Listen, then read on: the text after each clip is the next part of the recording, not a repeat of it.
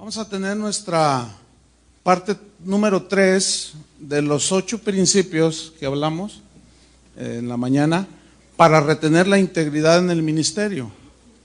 Ya vimos el número 1, ¿cuántos recuerdan? Número 1, honrar el llamado al ministerio. El número 2 fue la actitud en el ministerio. El número 3 fue el sufrimiento en el ministerio. Número 4, la predicación en el ministerio.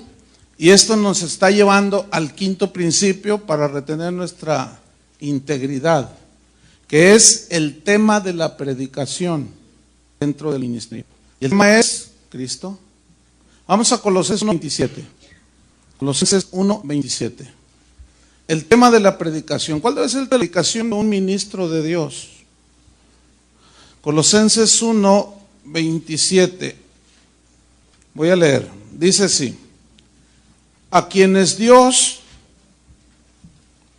quiso dar a conocer, o sea, a nosotros, las riquezas de la gloria de este misterio entre los gentiles, que es Cristo en vosotros, la esperanza de gloria. Note el principio del versículo 28.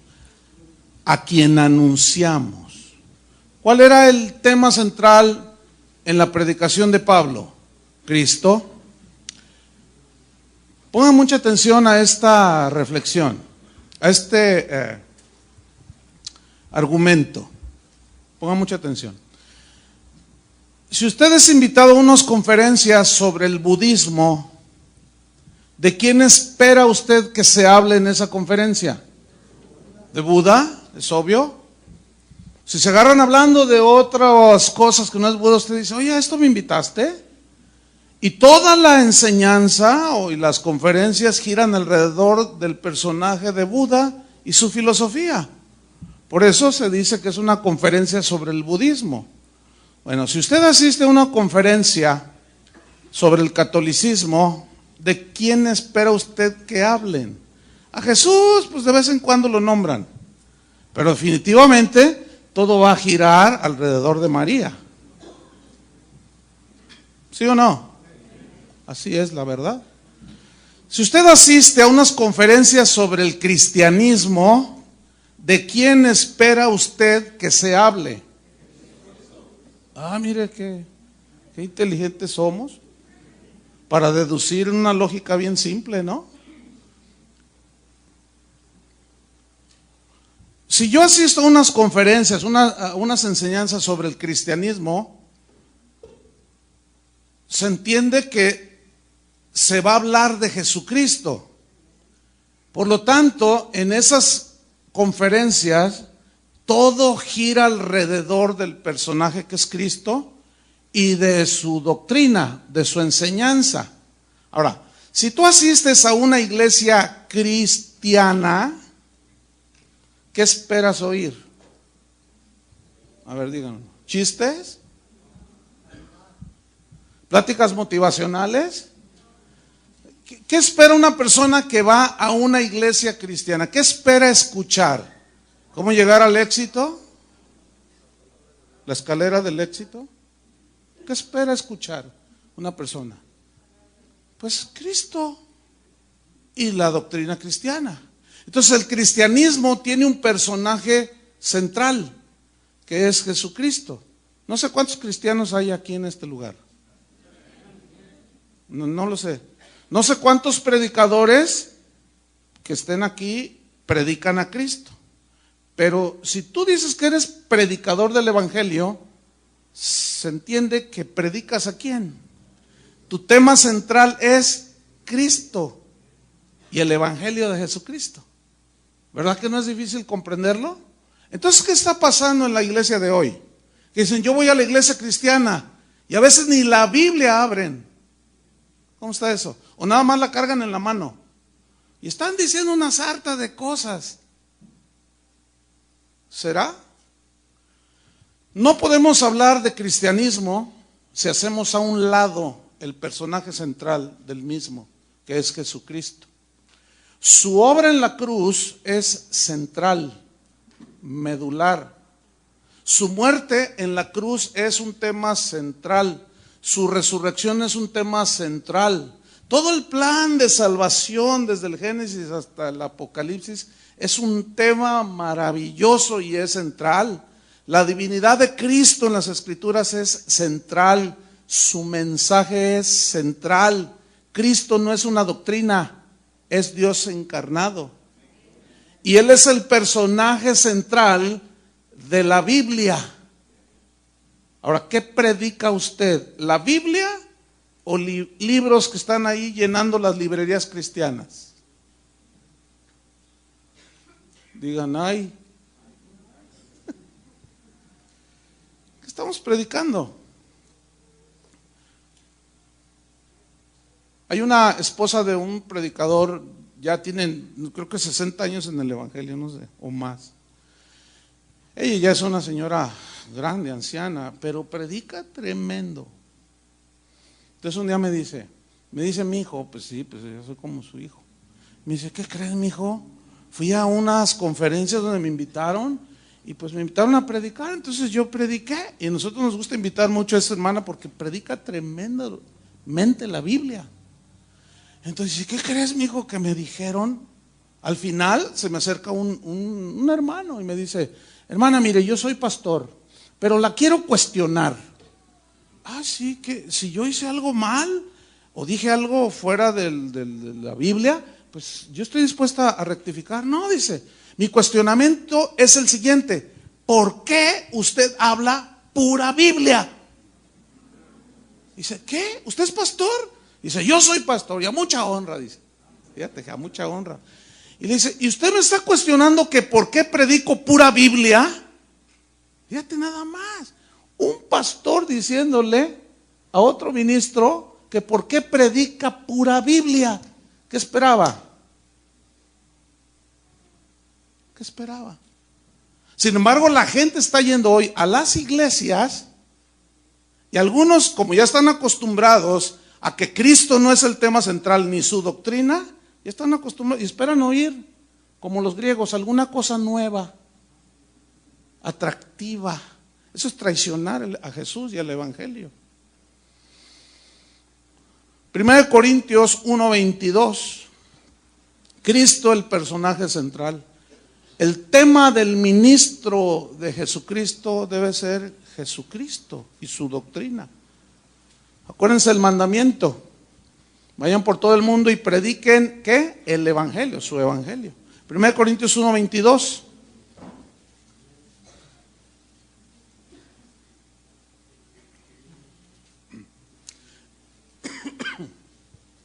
Dice, porque los judíos piden señales. Eso les encanta, que polvo del cielo, no sé cuánto, polvo de oro y un montón de señales.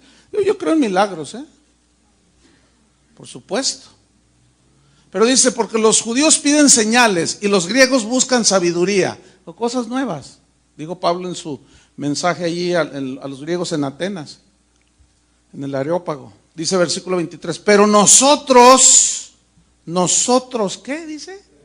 Predicamos a Cristo crucificado. Allá por donde yo vivo, una campaña que ellos dijeron que Dios les había dicho que en un año todo Guadalajara iba a ser ganado para Cristo. Y son como 7 millones de personas. Entonces, la campaña consistía en poner unos espectaculares grandísimos de publicidad con Jesús como personaje central, entre comillas.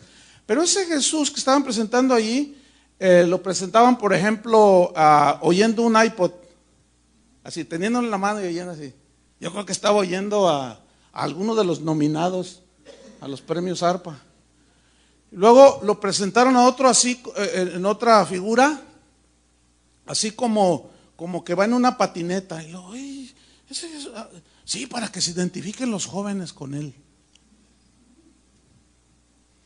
Ese es otro Jesús. O sea, Pablo dice, nosotros predicamos a Cristo crucificado. Y luego anota, dice aquí, para los judíos ciertamente tropezadero, porque ellos esperaban el Mesías, lo tenían enfrente y lo mataron. Y para los gentiles, locura, dice. mas para los llamados, así judíos como griegos, Cristo, poder de Dios y sabiduría de Dios. ¿Leyeron bien lo que dice allí? Cristo, poder de Dios y sabiduría de Dios. La Biblia dice que, Santiago dice que la sabiduría de este mundo, dice, es animal, así dice. De la tierra, terrenal, diabólica, así dice. Escúchenme bien, mucha sabiduría de allá afuera la están metiendo a la iglesia.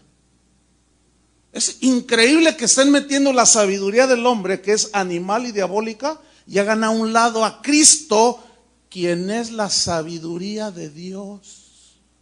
Y que en Él están escondidos todos los tesoros de la ciencia, del conocimiento y la sabiduría. Y la están echando a un lado. Increíble, ¿no? El tema central, pues, de las Escrituras es Cristo. Desde Génesis lo vemos cuando Adán, después de pecar, se quiso cubrir, ¿recuerdan? Con unas hojas de higuera, y el Señor dijo, no. Luego las obras del hombre, y el Señor dijo, no, y se las quitó. Y dice que los vistió con pieles de animales. Pero para fin de haberlos vestido con pieles de animales, ¿qué tuvo que hacer el Señor? Sacrificar animales inocentes, derramar sangre, y allí ya estaba profetizando a Cristo. ¿Lo entienden o no?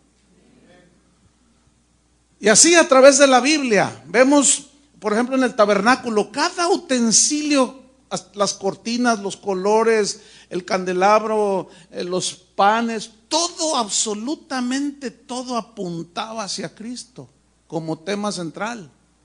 ¿Sí o no? La Pascua de Moisés en el desierto apuntaba hacia el Cordero Cristo. O sea, todo el mensaje de la Biblia, desde el Génesis al Apocalipsis, el tema central es Jesucristo.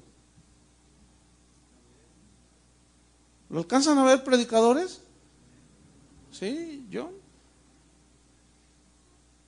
¿O habrá algún otro tema mucho más importante que Jesucristo? Yo he escuchado predicadores que dicen, el tema central de la Biblia es el dinero, hay más de 3,000 versículos. Sí, pero el 90 y pico % hablan de que cuidado con el dinero. Eso no te lo dicen. ¿Cómo que el tema central de la Biblia es el dinero? Por el amor de Dios, predicadores. Si la raíz de todos los males es el amor al dinero, ¿cómo va a ser tema central en la Biblia? Pero Satanás es experto en torcer las escrituras. Y los inconstantes siguen. Aparte, la siguen torciendo todavía más. Eso es algo espantoso que está sucediendo en la iglesia de hoy. Hay crisis de integridad en la iglesia de hoy. Pues que si no hay. Entonces, fíjese bien, todo apuntaba, desde el Génesis hasta el Apocalipsis, el tema central es Cristo. Ya en el tabernáculo, por ejemplo, todo era sombra de Cristo. Pero una vez venido Cristo, y es la realidad, pues ya no necesitamos las sombras. Cristo en vosotros, decía Pablo, dentro de nosotros. Es un misterio extraordinario. Cristo en nosotros. Imagínate nada más ese tema. Cristo en vosotros. Casi nada. Imagínate, es un tema tan profundo, tan vasto, tan poderoso, que cuando los cristianos logran entender Cristo en vosotros, se hacen más santos por la santidad que les imparte ese Cristo que está en vosotros. Se hacen más rectos los cristianos.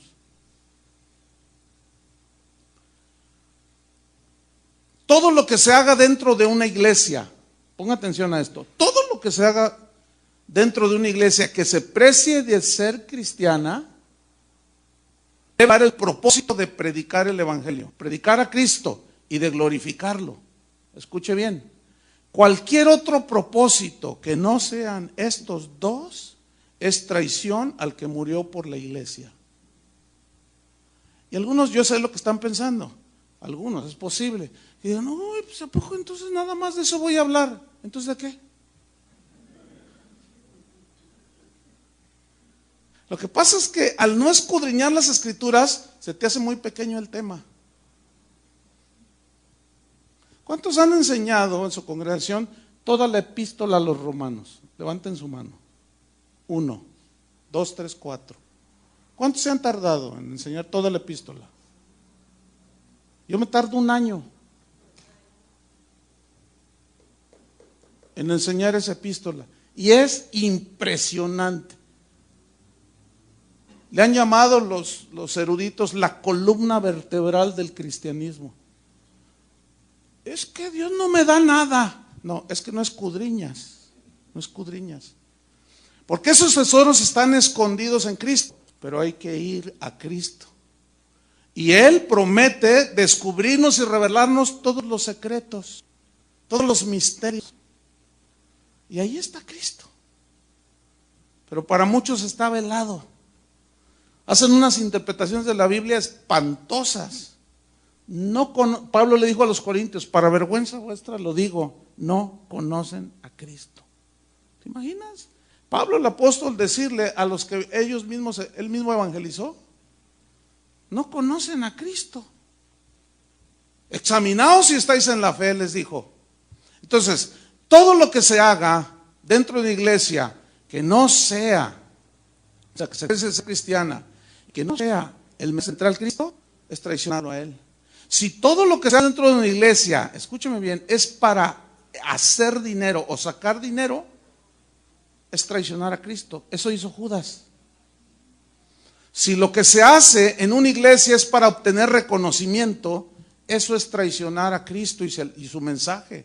Los de la Torre de Babel hicieron lo mismo. Hagámonos una torre, hagámonos un nombre. Hagámonos. Si lo que se hace en una iglesia cristiana es lograr metas personales y ser el mandamás de la iglesia, eso es traicionar a Cristo. Eso fue exactamente lo que hizo Diótrefes. En Hechos 5:42, vaya conmigo, Hechos 5:42. Vean los primeros cristianos, cuál era el mensaje de ellos. ¿Cómo ha cambiado? Desgraciadamente. Hechos 5:42 dice, y todos los días, ¿cuánto tiempo? Todos los días. En el templo y por las casas, no cesaban de enseñar y predicar a Jesucristo. Hechos 8:5. Entonces Felipe, descendiendo a la ciudad de Samaria, les predicaba a Cristo. 1 Corintios 1:22, que ya leímos, porque los judíos piden señales, los griegos buscan sabiduría, pero nosotros predicamos a Cristo crucificado, para los judíos tropezadero y para los gentiles locura. Escuchen bien esto que voy a decir. Los apóstoles, fíjese bien, los apóstoles no predicaban ni sanidades ni milagros. Todavía no acabo la frase, espérenme, no me vea feo. Otra vez, los apóstoles no predicaban sanidades ni milagros. Ellos sanaban, bueno, el poder de Dios en ellos, y hacían milagros, pero su predicación era Cristo. Eso es diferente. Y hoy vemos un sinfín de evangelistas que predican milagros. Eso es antibíblico. Se predica a Cristo y las señales siguen a la predicación de Cristo. Entonces, cuando un predicador se la pasa hablando solo de milagros y de señales, está tergiversando, torciendo el verdadero propósito del evangelio. Escuchen bien, las señales y los milagros no salvan a nadie. Entonces, si yo me agarro predicando y haciendo un montón de milagros, eso no salva a nadie. Lo que salva a las personas que están rumbo al infierno es Jesucristo. Es la proclamación del evangelio. ¿Cómo viene la fe? Por ver milagros. Así creen algunos. ¿Se acuerdan de los 10 leprosos que le gritaron a Jesús y Él les dio una orden y se fueron rumbo al templo y todos sanaron? ¿Cuántos se salvaron? Todas esas campañas que hay de milagros, y venga y recibe su milagro, y que noche de milagros, y que señales de no sé qué, y sabe cuánto, nada más observe. no predican a Jesucristo. Lo mencionan ahí, pero en realidad lo que quieren es hacer su show, y el énfasis son los milagros y las señales. Y eso tiene un atractivo impresionante. ¿Se acuerdan que el Satanás le dijo a Jesús: lánzate, el cabo está escrito, y le tuerce las escrituras? O sea, ¿podía Jesús haberse lanzado y los ángeles venir y recogerlo? Sí, pero ¿por qué no hizo exhibicionismo? Porque Jesús no era un payaso, así de sencillo. Yo sé que para muchos esto que estoy diciendo les funde los fusibles. ¿Saben por qué? Porque están acostumbrados a oír, creen que el evangelio son señales y milagros. Discúlpeme, también los brujos hacen señales y milagros. Y todo aquello que puede ser falsificado no garantiza absolutamente nada. Lo único que Satanás no puede falsificar son los frutos del Espíritu en la vida de una persona. De ahí en más todo lo falsifica y tuerce las escrituras. Entonces nuestro mensaje debe de ser Cristo. Cuando yo digo cosas como esta, algunos me dicen: oye, entonces, ¿usted no cree en milagros? Por supuesto que creo en milagros. Vaya que si creo en milagros. Vaya que si en mi congregación hay milagros, ¿eh? El asunto es que no les damos publicidad. ¿Por qué? Porque al que se le da énfasis y anunciación es a Jesús, no a los milagros. Mire, yo tenía como 15 días de convertido, no llegaba al mes. Y donde yo vivía, había un señor que estaba paralítico, y la que hoy es mi esposa, éramos novios en ese entonces. No tenía ni un mes de convertido.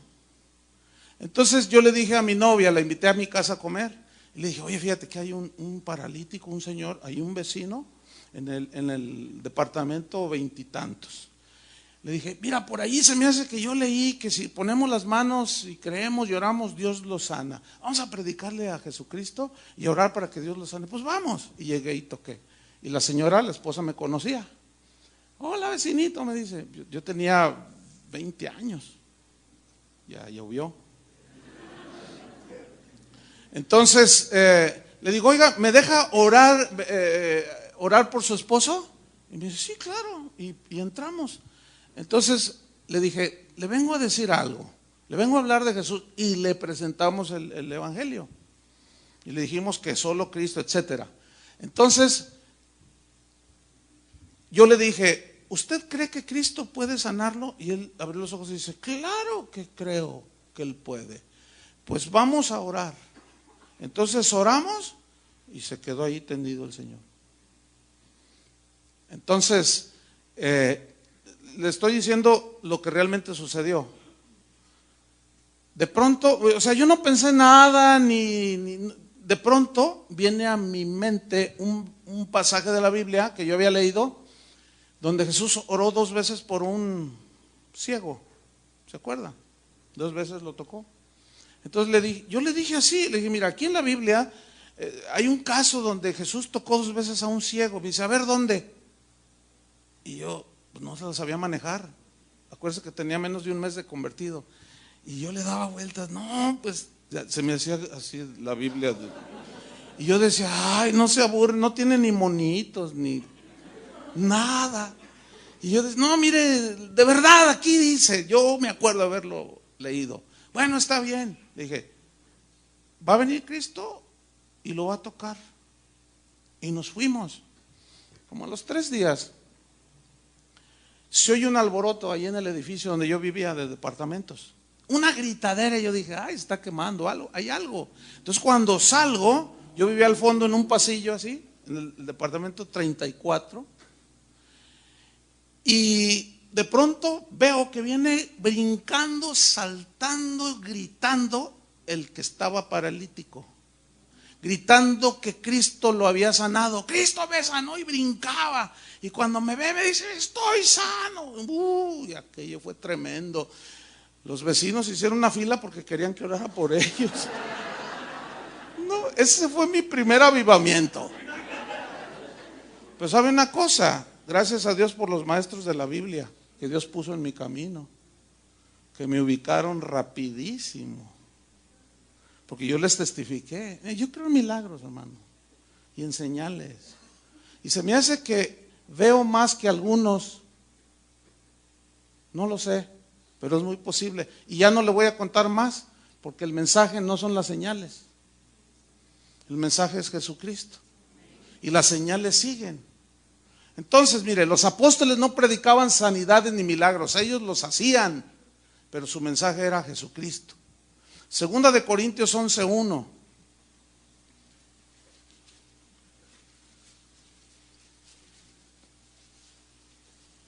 Segunda de Corintios 11:1 dice así.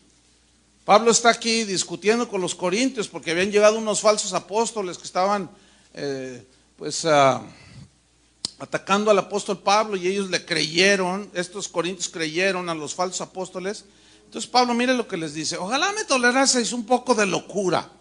Dice, sí, toleradme, dice, aguántenme, les voy a decir algo. Versículo 2, porque os celo con celo de Dios.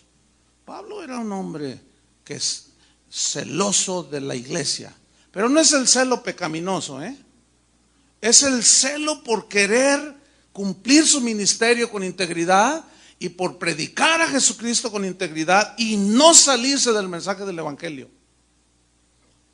Entonces él dice, yo lo celo con celo de Dios. Dice, pues os he desposado con un solo esposo para presentaros como una virgen pura. ¿A quién? A Cristo. Fíjate el trabajo y la labor de un verdadero ministro del evangelio. Vestir a la novia, preparar a la novia para el encuentro con su amado Jesús. Es decir, que los pastores fuimos puestos por Dios para embellecer a la novia. Así como una novia cuando se casa no se puede vestir sola, necesita ayudantes, ¿no es cierto? Y uno le está arreglando acá las uñas y otro el cabello y está así. Los pastores estamos para embellecer a la novia de Jesucristo. Dios puso a los pastores para embellecer a la novia, no para manosearla. Algunos la manosean y le meten la mano. Escúcheme bien. Siga metiéndole la mano y manoseando a la novia de Jesucristo. ¿A usted le gusta que manoseen a su esposa? A mí no me gustaría ver que nadie la manosee. ¿Usted cree que Cristo está contento con que muchos manosean a la novia, a su novia? Pues le aseguro que no. Y la manipulan. Y algunos hasta la maldicen, que ya vimos eso en la mañana. Y Pablo decía, yo os celo con celo de Dios. Yo quiero presentarlos a ustedes como una virgen pura a Cristo. Fíjense lo que dice el versículo 3. Pero me temo que como la serpiente con su astucia engañó a Eva, vuestros sentidos sean de alguna manera extraviados de la sincera fidelidad a Cristo. Sentidos extraviados. ¿Por qué? Fíjese el versículo 4. Y aquí es donde entran los falsos maestros, los falsos profetas y uno que otro ignorante que dice que es predicador. Fíjese lo que dice. Porque si viene alguno predicando a otro Jesús, fíjese, otro Jesús, que el que os hemos predicado, o si recibís otro espíritu que el que habéis recibido, u otro evangelio que el que habéis aceptado, bien lo toleráis. O sea, aquí el tono de Pablo es agresivo. Ustedes están tolerando a otro Jesús.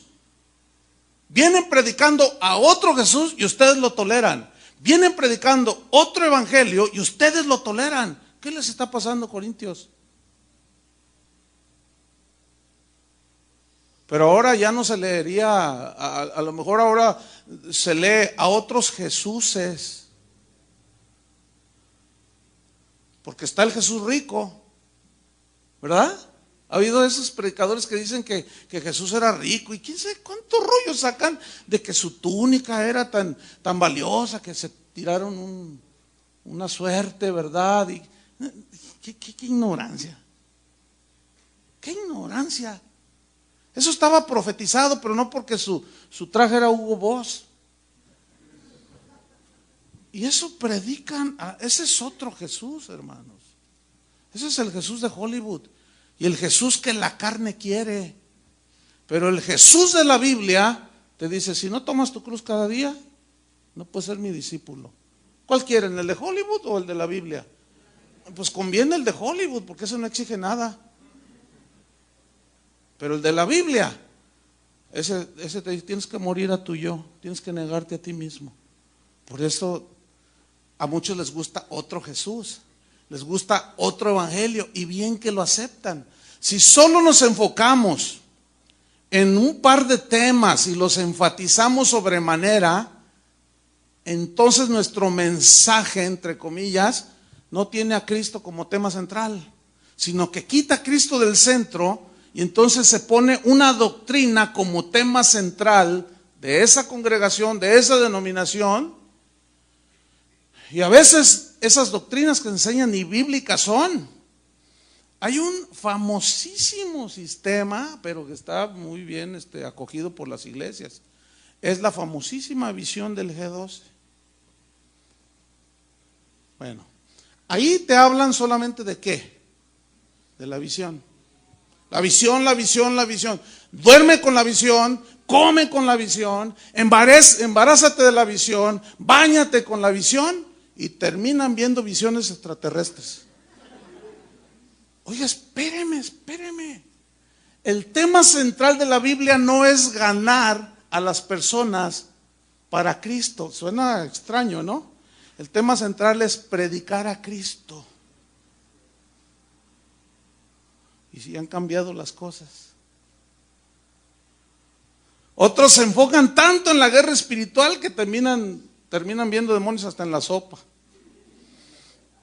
Ahora con una doctrina nueva que anda circulando por allí, que le llaman la Reforma Apostólica, donde ya cualquiera es apóstol. Y lo enfatizan tanto que se enferman de apostolitis HN1.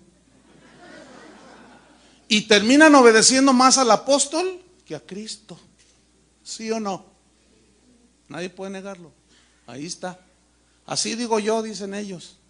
Oye, pero la Biblia dice esto. No, pero Dios me lo reveló a mí. Oye, pero la Biblia está contradiciendo lo que tú estás enseñando. No, pero yo recibí esa revelación. No, pues entonces ¿con quién te quedas? ¿Con Cristo o con lo que dice el apóstol? Otros nomás hablan de pactar con Dios. Su único tema es el dinero y terminan comprándole a Dios sus bendiciones. Otros hablan de prosperidad y terminan contagiados de prosperitis aguda. Para ellos no hay otra cosa más que prosperitis. Otros iglesias se enfocan tanto en hacer conciertos y conciertos y conciertos de 2 horas y 10 minutos de predicación. ¿Qué es eso? ¿Qué es eso? Y luego nosotros le atizamos, los pastores, porque invitamos a los cantantes y les decimos, oye, ven a dar unos cantitos acá a un concierto, y pues ahí le lanzas un mensaje. ¿Qué es eso? 2 horas de música y 10 minutos de predicación, si es que dicen algo. Eso, mis queridos hermanos, ha metido en crisis a la iglesia. Aunque yo sé que para algunos, van a tener que digerir o escuchar de nuevo, pero a la luz de la palabra. Ni la música es el tema central en la Biblia, ni siquiera la adoración, sino Cristo es el tema central. Y a Él adoramos ciertamente, pero ni la música es el tema central. Y ahí andan algunos haciendo cosas sobrenaturales, pero en realidad son antinaturales. Porque están desubicadas en el enfoque bíblico. Otros solo hablan de sus experiencias personales. Sustituyen los testimonios por la palabra de Dios en las iglesias. Escúchenme bien, eso es un error, Sustituir la palabra de Dios, la predicación de la palabra de Dios, por unos testimonios. Por una experiencia de una persona. Y ni qué decir de si se convierte algún artista ahí en tu congregación. El domingo ya lo tienes cantando, o lo tienes dando su testimonio y hasta grabando un CD. porque se ha creído que un famoso convertido, entre comillas, va a atraer a mucha gente. Eso es falso. Cuando Jesús dijo, enfóquense en eso, nunca. Al contrario, el Señor dijo, y Santiago lo dice, la Biblia por todos lados, pero Jesús hablaba de que los ricos, los encumbrados, es difícil que escuchen el Evangelio. El problema es que cuando algunos en la misericordia de Dios cree el Evangelio, nosotros asumimos, hay que ponerlo a dar testimonio. ¿De qué va a hablar a los 15 días de convertido? Por el amor de Dios. No se debe de sustituir la predicación de la palabra por testimonios. Ese es un error. Y bueno, otros más, bueno, olvídense, no, alguien tiene una experiencia extrasensorial y pues que se fue al infierno.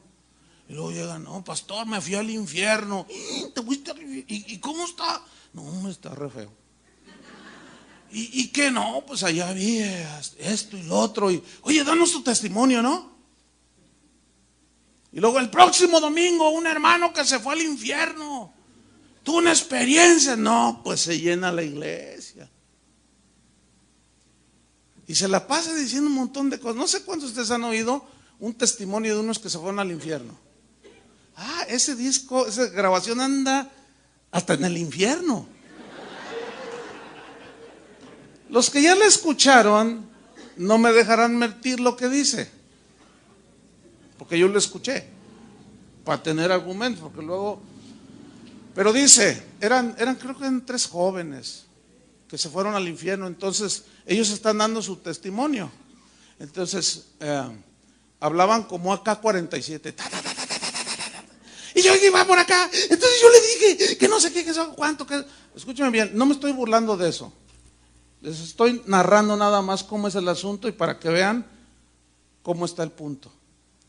Entonces, dice una, y yo estaba ahí en el infierno, entonces de pronto vi a una hermana que estaba allí. Entonces yo dije, ¿y usted qué hace aquí?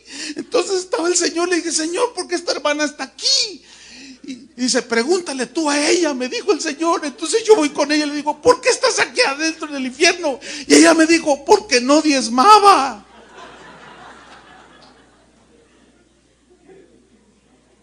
¿De cuándo acá la salvación es por obras?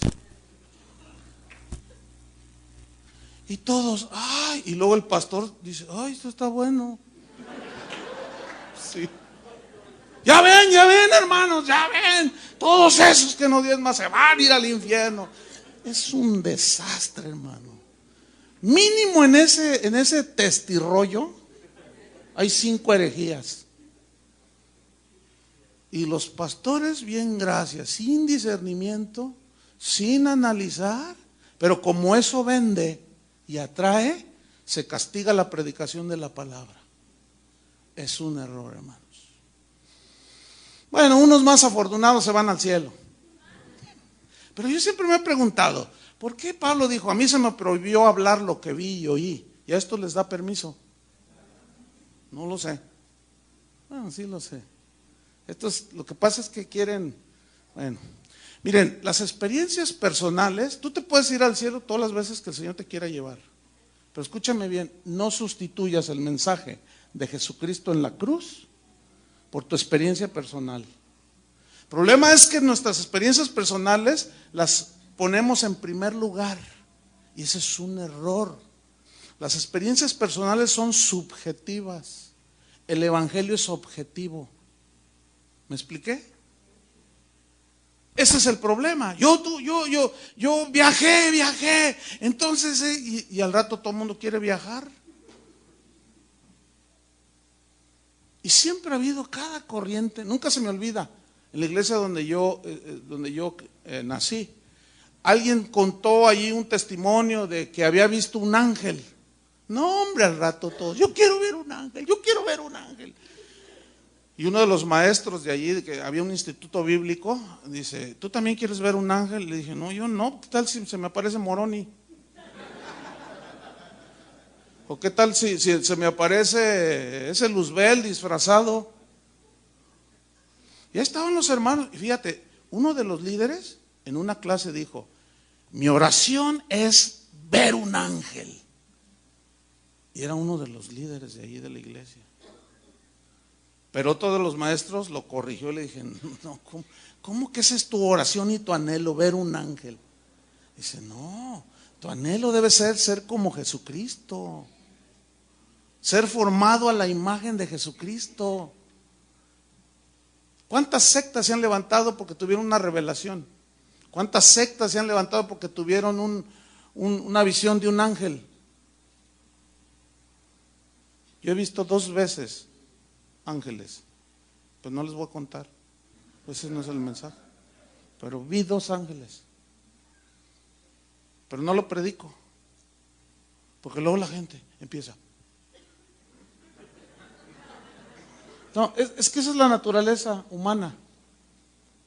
Y luego más los latinos, somos dados a la brujería y cuánta cosa. Somos bien místicos, nos gusta lo mágico, nos gusta lo inmediato, nos gusta. No, pues imagínate, por eso se da vuelo el diablo y nosotros, y Cristo, bien, gracias. Nuestro tema debe ser ¿quién? Cristo. 1 Corintios 2:1. 1 Corintios 2:1. Así que, hermanos, cuando fui a vosotros para anunciaros el testimonio de Dios, fíjate cómo no dijo mi testimonio que yo me fui al tercer cielo. Ahora, ¿por qué Pablo lo narra allí en Corintios 12? ¿Por qué? ¿Saben por qué? Porque se vio forzado. Porque los otros acusaban a Pablo y dicen: no, si hay algo de qué gloriarse, yo tengo de qué gloriarme. Y es cuando cuenta su testimonio, pero él no andaba contando su testimonio por todos lados. Ese no era la centralidad de su mensaje. Su mensaje era, aquí estamos viendo: cuando fui a vosotros para anunciaros el testimonio de Dios, no fui con excelencia de palabras o de sabiduría, pues me propuse no saber entre vosotros cosa alguna, sino a Jesucristo y a este crucificado. Y estuve entre vosotros con debilidad y mucho temor y temblor, y ni mi palabra ni mi predicación fue con palabras persuasivas de humana sabiduría, sino con demostración del Espíritu y de poder, para que vuestra fe no esté fundada en la sabiduría de los hombres, sino en el poder de Dios. El tema central para guardar nuestra integridad en el ministerio es predicar ¿a quién? A Cristo. Y esto nos lleva al 6º principio para retener nuestra integridad en el ministerio. El 6º es cumplir los propósitos de la predicación en el ministerio. ¿Cuáles son? Vamos a Colosenses 1:28. Acuérdense que de allí tomamos Colosenses 1:28, a quien anunciamos, dice. Hablando de Cristo en vosotros, dice, a quien anunciamos. ¿Ya lo tiene? Colosenses 1:28. Fíjese, a quien anunciamos, amonestando a todo hombre y enseñando a todo hombre en toda sabiduría. 3 cosas: anunciar, amonestar y enseñar. Ahí están, las alcanza a ver. Otra vez: anunciar, amonestar y enseñar. Ok, la palabra anunciar viene de un vocablo griego katangelo, que significa declarar en público una verdad completa. Qué interesante, ¿no? Eso significa anunciar. ¿Y cuál era la verdad completa que Pablo predicaba? Cristo. No medias verdades. Predicaba el mensaje completo. Eso significa anunciar. En 1 Pedro 2:9, que leímos en la mañana: vosotros sois linaje escogido, real sacerdocio, nación santa, pueblo adquirido por Dios, para anunciar, la misma palabra, las virtudes de aquel que os llamó de las tinieblas a su luz. Anunciar, declarar en público las verdades completas acerca de la obra de Cristo. Eso es lo que significa aquí. Pero es anunciar, ¿qué más? Amonestar. Este es el propósito de un predicador para guardar su integridad en el mensaje. Anunciar la verdad completa. Acuérdense de Pablo que dijo: yo no he rehusado predicarles y hablarles todo el consejo de Dios. Todo el consejo de Dios. Y el segundo es amonestar. Anunciar, amonestar. Este viene de un vocablo griego que significa, fíjese qué interesante aquí, amonestar. Neuteteo es el vocablo.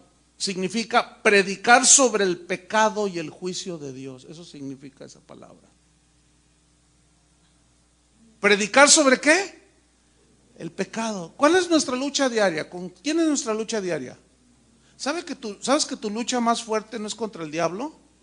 Es contra ti mismo. Pablo le dijo a Timoteo, cuídate de ti mismo y de la doctrina. Tu peor enemigo no es el diablo, tu peor enemigo eres tú. Porque tenemos un corazón que nos engaña, nos defrauda y nos puede desviar haciendo creer cosas que no van. Por eso ese corazón tiene que encomendarse al Señor y guardarlo para Él. Entonces, amonestar, predicar sobre el pecado y el juicio de Dios, no, pero pues eso es, la gente se va a asustar. Bueno, eso es lo que dice precisamente la Biblia. Vamos a Tito 1:10. Tito 1:10. Entonces, anunciar, amonestar. Tito 1:10 dice, porque hay aún muchos contumaces, habladores de vanidades y engañadores. Fíjate cómo Pablo los menciona. Contumaces, habladores y engañadores. Habladores de vanidades, tonterías significa, habladores de tonterías. Y mucha gente cree esas tonterías, es muy triste eso.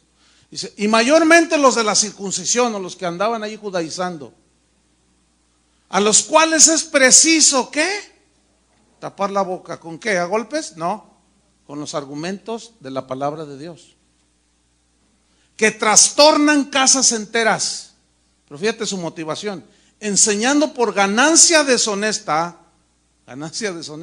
lo que no conviene para la salud espiritual de las ovejas. Uno de ellos, su propio profeta, dijo, los cretenses, siempre mentirosos, malas bestias, glotones ociosos. Este testimonio es verdadero. Fíjate lo que viene a continuación. Por tanto, le dice Pablo a Tito, repréndelos duramente, o sea, a los cristianos, para que sean, ¿qué? Sanos en la fe. Versículo 14, no atendiendo a fábulas judaicas ni a mandamientos de hombres que se apartan de la verdad. Entonces, ¿cuál es propósito? Otro propósito de la predicación es anunciar las verdades de Jesucristo, pero también amonestar, predicar en contra del pecado y que el juicio de Dios, porque horrenda cosa es caer en manos de un Dios vivo, ¿sí o no? Pero el tercero es enseñar, anunciar, amonestar y enseñar. Esta palabra viene de un vocablo griego, didasco, que significa instruir en las verdades del evangelio para llevar a la madurez a los creyentes. Ese es el significado. Predicar, enseñarles, instruirles en las verdades del evangelio, que es la sabiduría de Dios. Entonces, esto nos lleva al séptimo principio para retener nuestra integridad en el ministerio, que es cumplir la meta de un predicador en el ministerio. ¿Cuál debe ser la meta de un predicador que predica las escrituras, pero su tema central es Jesucristo? ¿Cuál es la meta? Colosenses 1:28. Colosenses 1:28 dice, a quien anunciamos, amonestando a todo hombre y enseñando a todo hombre en toda sabiduría. ¿Y cuál es la meta? A fin de presentar, ¿qué? Perfecto en Cristo Jesús a todo hombre. Esta palabra perfecto habla de madurez. Esa es la meta de todo predicador. Llevar a los cristianos, a los hijos de Dios, ¿hacia dónde? Hacia la madurez. Gálatas 4:19. Pablo les dice, ahí, fíjese lo que dice en Gálatas 4:19 a los Gálatas. Fíjese esta frase tan tierna, me llama mucho la atención. Pablo era un verdadero padre espiritual. Vea lo que dice 4:19 de Gálatas. Dice, hijitos míos, mire qué frase, ¿no? Hijitos míos. Es una frase muy tierna, de mucho aprecio, de mucho cariño. Los amaba. Él les había predicado el evangelio. hijitos míos, dice, por quienes vuelvo a sufrir dolores de parto, dice, hasta que Cristo sea formado en vosotros. Es decir, que no solo predicar el evangelio para que se conviertan a Cristo y dejarlos ahí, no, sino llevarlos hacia la madurez espiritual. Los corintios se habían quedado en un estado de niñez espiritual. Dice, no les puedo hablar como espirituales, sino como a carnales, como a niños en Cristo. A los hebreos les dice el escritor, debiendo ser ya maestros, todavía es necesario que se les vuelva a enseñar los primeros rudimentos de la fe, después de tanto tiempo, dice. Y luego habla del alimento sólido. Dice, el alimento sólido no es para el niño, sino a los que han ejercitado los sentidos espirituales en el ejercicio del bien, discernimiento del bien y del mal. Entonces, muchas congregaciones, como no enseñan el consejo de Dios, o sea, pueden anunciar, se convierten, pero allí no debe de quedar la cosa. ¿Me explico? La meta del predicador es llevarlos a la perfección o a la madurez en Cristo Jesús. En Efesios 4:11, que conocemos estos versículos, dice, y él mismo, o sea Jesús, constituyó a unos apóstoles, a otros profetas, a otros evangelistas, a otros pastores y maestros. Fíjese el propósito de los dones del ministerio. ¿Para qué son? ¿A fin de qué? Perfeccionar a los santos para la obra del ministerio. Perfeccionar significa llevar hacia la madurez. Y ese camino es bastante arduo, es bastante fatigoso y no se da de la noche a la mañana. A fin de perfeccionar a los santos para la obra del ministerio, para la edificación, ¿de qué? Del cuerpo de Cristo. Aquí edificación habla de construir un edificio hacia arriba y terminarlo.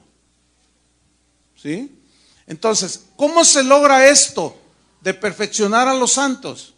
Para que ellos hagan la obra del ministerio y sean testigos de Cristo. ¿Cómo se hace? La Biblia muestra claramente que solamente por la enseñanza de la palabra de Dios es que se puede llevar a los cristianos hacia la madurez. 2 Timoteo 3:16 dice así, toda la escritura es inspirada por Dios. Significa que tiene el aliento de Dios. En Hebreos dice que es viva y eficaz la palabra de Dios. Entonces fíjate lo que dice, toda la escritura. ¿Cuánta? Toda la escritura. Tiene el aliento de Dios, tiene la vida de Dios. Ahora mira lo que viene. A continuación dice, y es útil para enseñar. Otra traducción es eficaz para enseñar. ¿Para enseñar qué? Las verdades acerca de Dios. Que conozcamos a Dios, para enseñar las profundidades de la sabiduría de Dios, pero basados en ¿qué? En la escritura. ¿Me están siguiendo? Entonces dice, toda la escritura es inspirada por Dios y es útil, es eficaz para enseñar, obviamente acerca de Dios, para redarguir. Este vocablo de redarguir significa confrontar con la verdad. Entonces, cuando tú predicas todo el consejo de Dios, predicas sobre la santidad, es obvio que al predicar las escrituras, estás confrontando, estás redarguyendo y enfrentando a cada cristiano con las verdades de Dios. Entonces, ¿para qué es la escritura? Para enseñar. ¿Para qué más? Para confrontarnos con nuestras desviaciones, con nuestras filosofías que agreden a Jesús y tratan de anular su palabra. Por eso el pleito de Pablo con los falsos maestros de Colosas, ese era, porque a ellos les escribió Pablo en el capítulo 2 cuando les dijo que no se dejen engañar por medio de filosofías y huecas sutilezas, según las tradiciones de los hombres y no según Cristo. No según Cristo significa no según a lo que Él enseñó.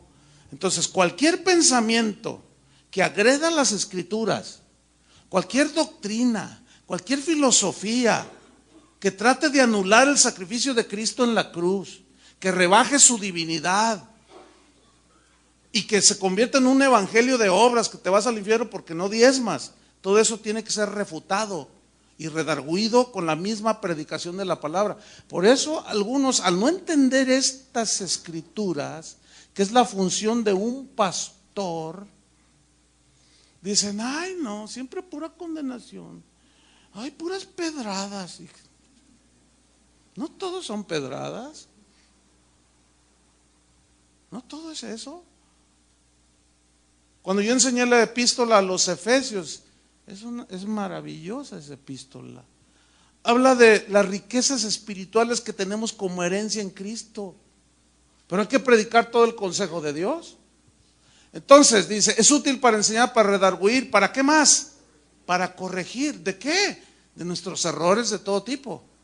Filosóficos, de pensamiento, de conductas. La palabra de Dios es útil para eso. ¿Y para qué más? Para instruir en justicia, o sea, en los caminos rectos de Dios. David decía, uno de los nominados, ¿se acuerdan?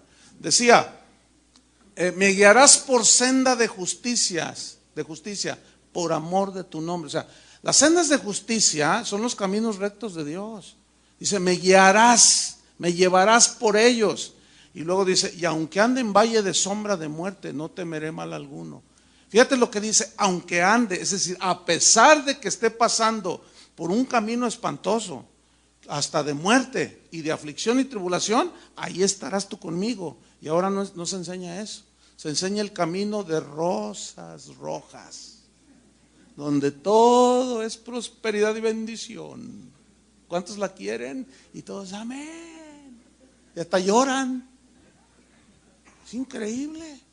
Y luego se les viene cualquier situación en la vida que Jesús anticipó que un cristiano pasa y comienzan a reprender al diablo.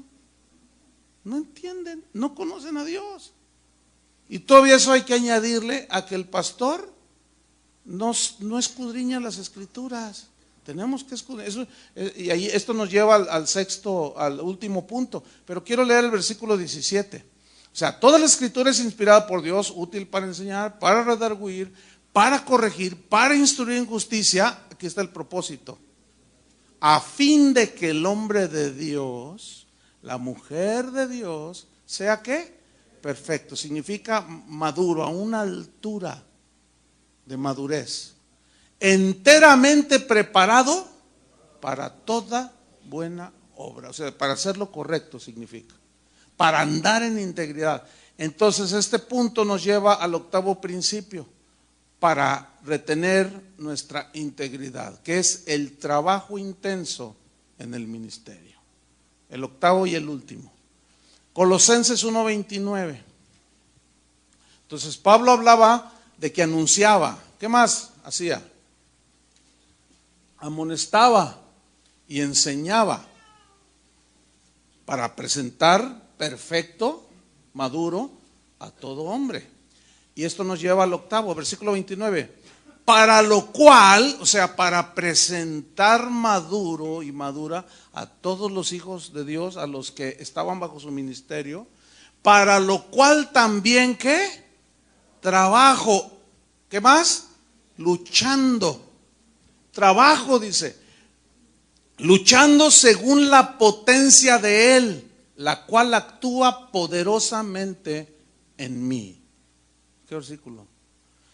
La primera palabra que quiero mencionar rápidamente es la palabra, son dos palabras, trabajo y luchando. Dice, para lo cual también trabajo. La palabra trabajo viene de un vocablo griego, kopiao, que significa trabajo agotador. Significa trabajo fatigoso. O sea, que es un trabajo arduo de cada día. A los líderes en Efesios les dijo, en Éfeso cuando se despidió de ellos, por 3 años no he cesado de amonestarlos con lágrimas. A los Gálatas que ya leímos, yo sufro dolores de parto hasta no ver a Cristo formado en vosotros. Pablo sabía que para formar a un cristiano, hacerle un verdadero discípulo, no se hace en 40 días. Él el sistema SG12 lo único que fabrica son líderes de plástico, cristianos de plástico, cristianos sin fundamentos. Apenas ya se convierte, ya lo ponen de líder de una célula.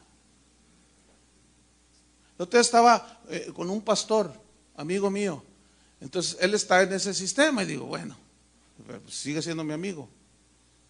Entonces él sabe lo que yo pienso al respecto. Y estábamos ahí y me dice, no, pues tú le tiras al G12, me dice.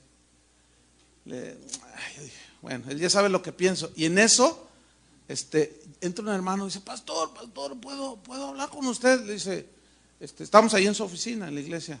Dice, es que una de las células, pastor, o sea, de las... Y le dice, ¿qué? Y dice, y luego me mira a mí y luego, dije, pues yo me levanté así, pues, discreto, ¿no? Pero dice, no, pastor, es que acabo de descubrir, y yo escuché. Dice, acabo de descubrir que en las células hay como 5 o 7 células donde cada reunión se emborrachan los hermanos. Y luego le dice, ven, para. Y yo, entonces le digo, ya habló con él, le dije, oye, ¿cómo te funcionan las células ahí de tus líderes? No, bien, le dije, no seas mentiroso. Si yo escuché sin querer queriendo. Escuché, le digo. Le dije, no, sabes una cosa, mira, bueno, Memo lo conoce, él puso un eslogan en su iglesia y dijo, y el eslogan era así, en aquel tiempo, cuando él ya andaba con esa, queriendo adoptar todo eso, él dijo, 20,000 para el 2000, o sea, él decía que iba a tener 20,000 personas para el año 2000, bueno, ya pasaron 10 años, no tienen ni 150. Y él confesaba, decretaba, hermanos, un verdadero desastre. ¿Por qué? Porque todos esos que él hizo, cristianos de plástico, líderes de plástico, ni se imaginan, hermanos. Unos se empezaron a aprovechar y empezaron a fraudear a los hermanos. Empezaron a hacer negocios y que préstame dinero. No, un desastre, hermano. Terrible. No. El trabajo de formar a un verdadero discípulo de Jesús es arduo, es fatigoso. Dice trabajando, trabajo agotador, fatigoso, luchando. Esta palabra es bien interesante. Viene del griego agonizomai, que significa agonizar. Significa luchar agonizando, hasta el grado de agonizar para lograr algo. Eso significa el término. Es decir, fíjate bien, hablando de éxito, no me gusta usar mucho este término, pero el verdadero éxito en el ministerio viene trabajando fatigosamente hasta el máximo para formar a los creyentes. ¿Cuánto tiempo duró Jesús con sus 12 discípulos? ¿Cuánto? 3 años y medio más o menos. ¿Y cómo los dejó? Ya bien, ¿verdad que no? Y durmió con ellos, comió con ellos. Un día se nota así en las escrituras como que medio le colmaron la paciencia. Dice, ¿hasta cuándo los he de soportar? Así les dijo. Porque eran testarudos. Y luego, maestro, ¿quién va a ser el mero aquí? ¿Tú quieres ser el más grande? Sí. Y luego llega la mamá de uno de ellos, ¿se acuerdan? De 2 de ellos. Oye, concédeme una oración que tengo en mi corazón. Y como la palabra de Dios dice que tú concedes las peticiones de mi corazón. ¿Y qué es lo que quieres? Pues que uno de mis hijos se siente a tu derecha y otro a la izquierda. Al revés, a la derecha y a la izquierda. ¿Qué estás pidiendo, mujer? Fíjate nada más. Y luego en otra ocasión los reprendió y dice, ¿por qué no tenéis fe? Y luego en otra, Señor, no entendimos. ¿También ustedes están sin entendimiento? Pues no entendimos. Hablaste de un tipo ahí que tira semillas y quién sabe qué, que la piedra y que se seca y que no sé qué. Yo no entendí. Y el Señor, porque dice, ok, esta es pues la parábola. O sea, con una paciencia y les explica. El sembrador es ¿ya? Pues más o menos.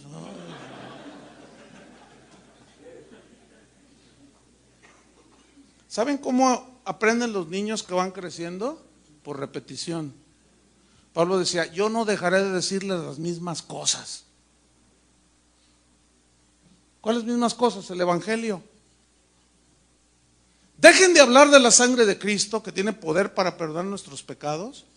Dejen de hablar de que es nuestro único intercesor, de que es el único camino al cielo, y verán cómo se pone la iglesia. Al rato andan buscando otro camino, como algunos famosos. Pues es que él dijo que hay otro camino. Pero no, pues él dijo, y está bien ungido y canta re bonito. Y ya con eso se van, con la finta. Los hermanos, no, hermanos, no. Es un trabajo, necesitamos honrar el ministerio. Y con esto quiero terminar. Hechos capítulo 6. Bueno, todos conocen la historia. Había un problema allí en la iglesia. Fallaban en la distribución de las viudas, de los griegos y de los judíos. Entonces dijeron, pues está descuidado esto. ¿Qué tenemos que hacer? Entonces dice Pedro, bueno, escogeos gente llena del Espíritu Santo que sirva las mesas, porque no es justo que nosotros dejemos, ¿qué? La palabra y la oración, o la oración y la palabra para servir a las mesas. ¿Significa que es un trabajo deshonroso? No.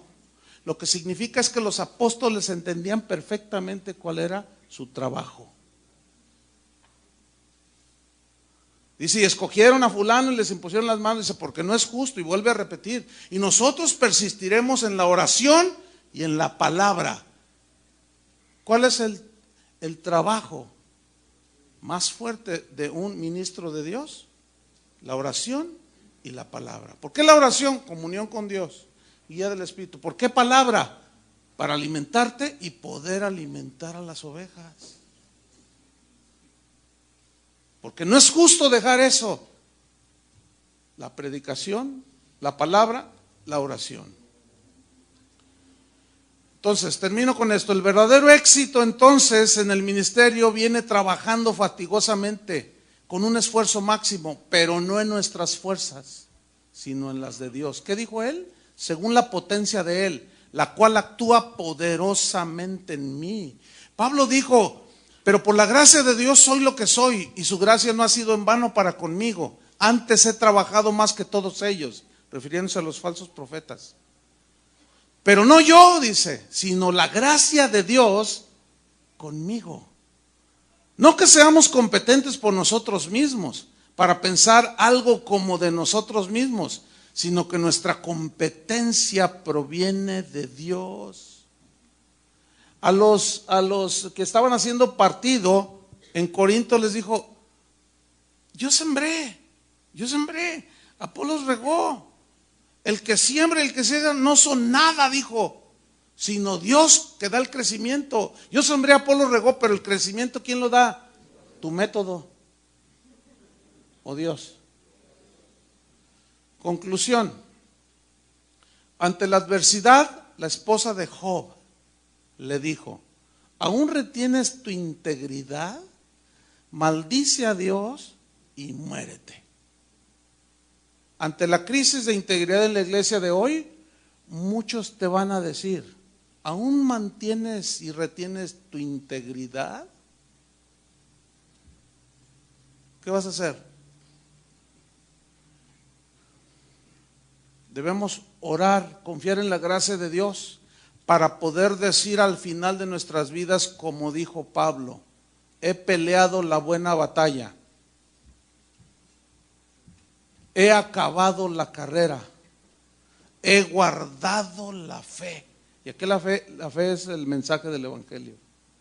Por lo demás me está guardada la corona de justicia, la cual me dará el Señor, juez justo, en aquel día. Y no solo a mí, sino también a todos los que aman su venida.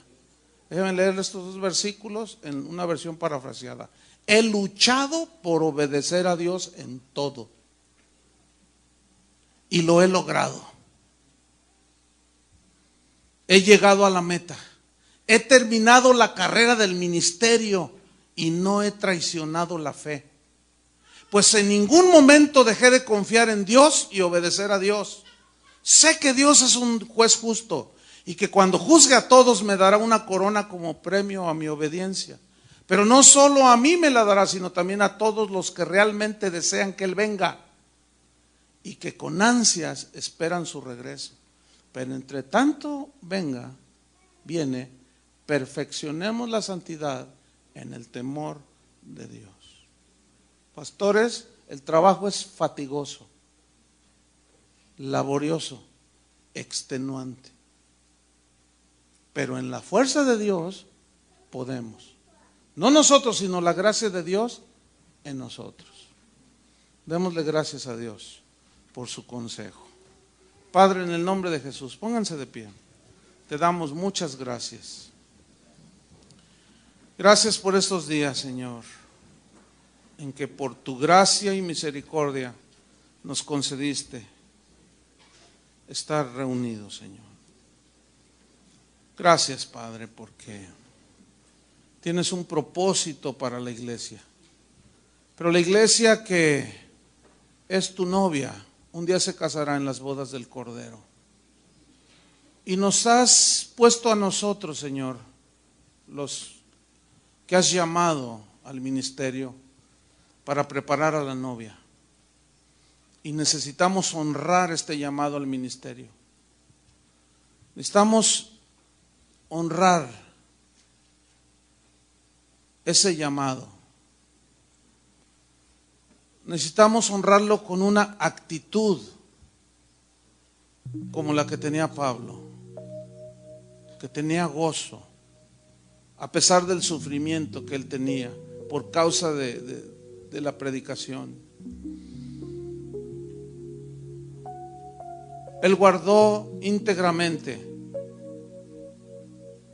su llamado y predicó las Escrituras.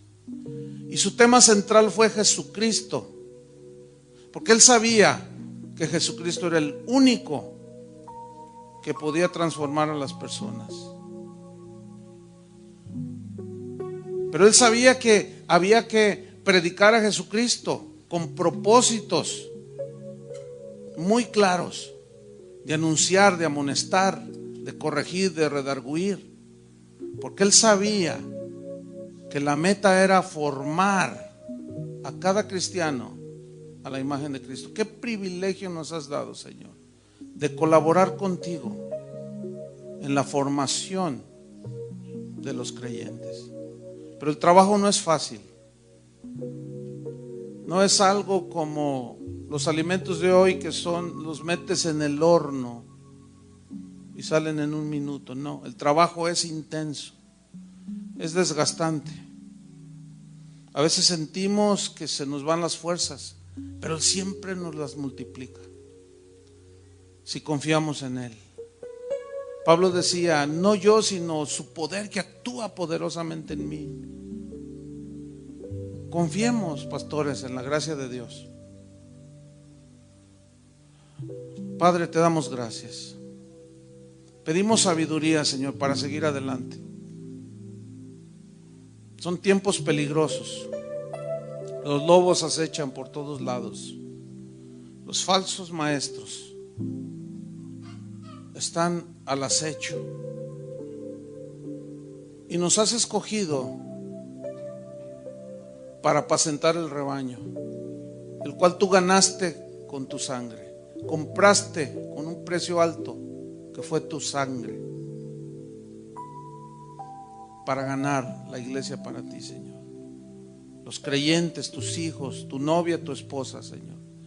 Pero de entre todos esos, honraste a algunos para que fueran tus pastores. Y cuando aparezca el príncipe de los pastores, Él dará recompensas. Cuando tú vengas, llamarás a cuentas a cada uno de los que llamaste.